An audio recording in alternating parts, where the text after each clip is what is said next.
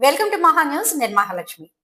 బీజేపీకి బాసటగా నిలుస్తున్న చంద్రబాబు నాయుడు, పవన్ కళ్యాణ్. మరి ఆ వివరాలు ఏంటో చూద్దాం రండి. దక్షిణాది ఉత్తరాదిలో మారుతున్నాయి జాతీయ రాజకీయాలు. ఇప్పుడు కేంద్రంలోని మోడీ సర్కారుకు ఇబ్బందిగానే పరిణమించాయి. ఒకప్పుడు సంగతి ఎలా ఉన్నా ఇప్పుడు మోడీని కేంద్రంలోని బీజేపీ హవాను ఎదుర్కొనే ప్రయత్నాలు ముమ్మరం అవుతున్నాయి. తాజాగా తమిళనాడు సీఎం స్టాలిన్ నిర్వహించిన అఖిలపక్ష సమావేశం విజయవంతమైన ధర్మిలా దక్షిణాదిలో బీజేపీయేతర పార్టీలు ఏకతాటిపైకి వచ్చిన సంకేతాలు విస్పష్టంగా తెలుస్తున్నాయి. ఒకప్పుడు బీజేపీకి దన్నుగా ఉన్న ఒడిశా మాజీ సీఎం నవీన్ పట్నాయక్ కూడా ఇప్పుడు స్టాలిన్ నిర్వహించిన సమావేశానికి రావడం చర్చకు దారి తీస్తోంది.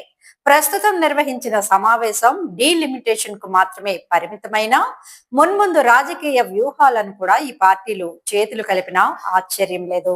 ఇది దేశవ్యాప్తంగా కాకుండా దక్షిణాదిలో కమల వికాసానికి పెను ప్రమాదంగా అడ్డంకిగా మారే అవకాశం కూడా ఉంది. ఇది బీజేపీకి తీవ్ర ఇబ్బందికర పరిణామం అని చెప్పాలి. అందుకే దక్షిణాది రాజకీయాల విషయంపై బీజేపీ నాయకులు కలవరపడే పరిస్థితి వచ్చిందంటున్నారు రాజకీయ విశ్లేషకులు.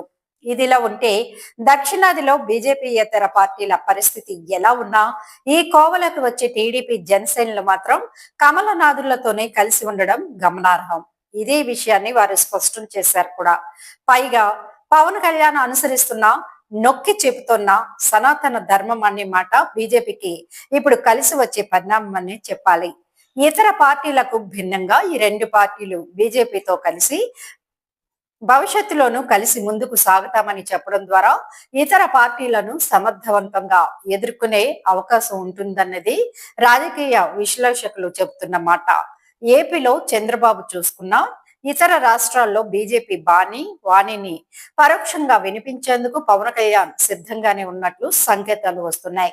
ఒక రకంగా ఇప్పుడున్న పరిస్థితిలో బీజేపీకి కేంద్రంలోనే కాదు దక్షిణాదిలోనూ చంద్రబాబు నాయుడు, పవన్ కళ్యాణ్లు దన్నుగా ఉన్నారని అంటున్నారు పరిశీలకులు.